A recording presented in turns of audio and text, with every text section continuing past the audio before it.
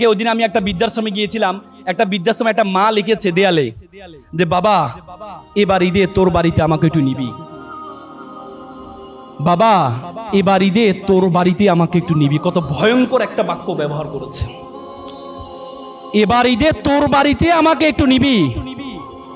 যে মা বাবা বলা, মেডিকেল সায়েন্স বলে একটা মানুষ সর্বোচ্চ ব্যথা সহ্য করতে পারে 45 ইউনিট, তার চেয়ে বেশি ব্যথা হলে মানুষ হয়তো বেহুশ হয়ে যায়, না হলে মারা যায়।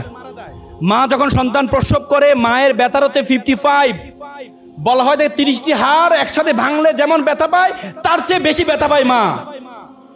সে মাকে তোমরা বৃদ্ধাশ্রমে রেখে আসছো, সে বাবাকে তোমরা আনস্মার্ট বলো। বাবা তোমার স্বাধীনতা খর্ব করছে।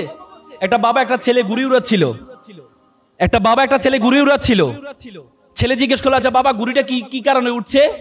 বাবা বলে ঘুড়িটা সুতার কারণে উঠছে। ছেলে বলে বাবা আমি দেখছি সুতা ঘুড়িকে টানছে, আর তুমি বলো সুতার কারণে উঠছে। পরে যে বাবা তাকে বোঝানোর জন্য সুতাটা ছিঁড়ে দেয়। পরে দেখা গেল একটু পরে ঘুড়িটা লাফঝাপ করে নিচে পড়ে যায়।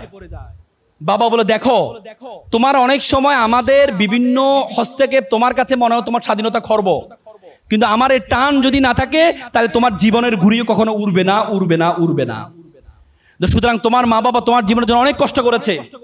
বাবাকে বলে মোমবাতির মতো নিজে জ্বলে পুরো পরিবারকে আলোকিত করে।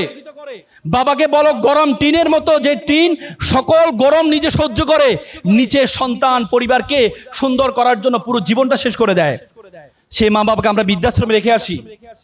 আজকে এখানে অভিভাবকরা আছেন, তোমাদের মা বাবা আজকে নিজেদের প্রফেশনাল ব্যস্ততা ছিল, সে ব্যস্ততা রেখে এরপরেও সন্তানের আনন্দে আনন্দিত হওয়ার জন্য এখানে আসছে।